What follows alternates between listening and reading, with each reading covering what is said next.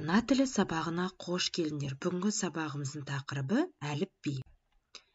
Балалар, оқулығымыздың 47-ші бетін ашайық. Назарымызды бірінші жаттығуға аударайық. Бұл мәтіннің жалғасы, балалар, 48-ші бетте. Оқы. Мәтін бөліктерін орнына қой. Өрмекші, құмырсқа, қарлығаш. Мәтін тақырыбына қарап, мәтінде не туралы айтылатынын білуге бола ма? Балалар, мәтінді мұқият тыңдаңдар, себебі бөліктері орнымен ауысып кеткен. Сонда атасы: осы кішкентай жәндіктер саған үлгі болсын. Жұмыссыз жүрген бір жан жоқ. Сен де жұмыс жасауға әдеттен, деді. Атасы 10 жасар баласымен далада келе жатты. Ол баласынан сұрады: ана өрмекші не істеп жүр? Өрмек тоқып жүр. Анау құмырсқаны көремісің?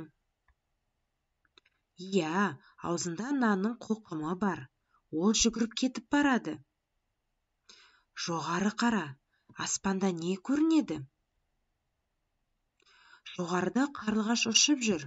Аузында тістеген шөбі бар. Ыбырай Алтынсарин. Балалар, видеоны тоқтатып, мәтінді өздерін бір оқып шығыңдар.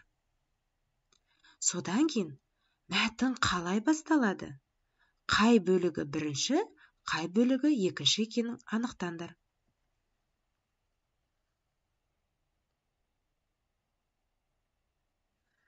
Ал анықтап болсақ тексерейік. Өрмекші, құмырсқа, қарлығаш. Атасы 10 жасар баласымен далада келе жатты. Ол баласынан сұрады: ана өрмекші не істеп жүр? Өрмек тоқып жүр. Анау құмырсқаны көремісің? Иә, аузында нанның қоқымы бар. Ол жүгіріп кетіп барады. Жоғары қара, аспанда не көрінеді? Жоғарыда қарлығаш ұшып жүр. Аузында тістеген шөбі бар. Сонда атасы: осы кішкентай жәндіктер саған үлгі болсын.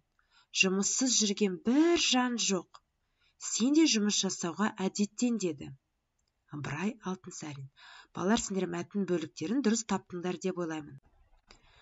Ыбырай Алтынсарин қазақтың аса көрнекті ағартушы педагогы, жазушы, әрі ақын. Сендер сияқты балаларға арналған көптеген шығармалары бар. Атасы баласына не сұрады? Бала оған не деп жауап берді? Сонда балалар, бұл мәтіннің тәрбиелік мәні қандай?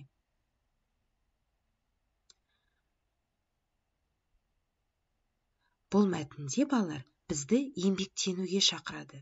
Тіпті кішкентай жәндіктер болсын, құстар болсын, барлығы да еңбектенеді екен.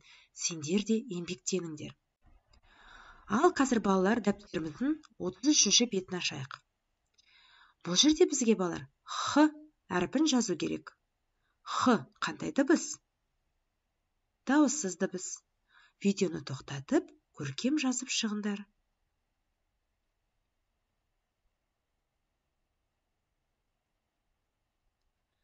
Жазып болсақ, оқулығымыздың 48-ші бетіндегі екінші жаттығуға назарымызды аударайық. Жаңылтпашты тыңдап, жатқа жаз. Ұғымпаз бала болар дана, ұғымсыз бала қалар шала. Балалар, жаңылтпаш неше жолдан тұр? Дұрыс, 4 жол. Әр жолда неше сөз бар? 2 сөзден. Қай жолдардан кейін тыныс белгілері тұр? Дұрыс, 2-ші және 4-ші.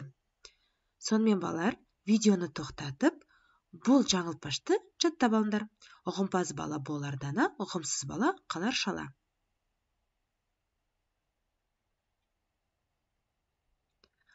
Ал жаттап болсақ балалар, мұны жұмыс дәптеріндегі 2-ші жаттығу дегеннің астына орындаймыз.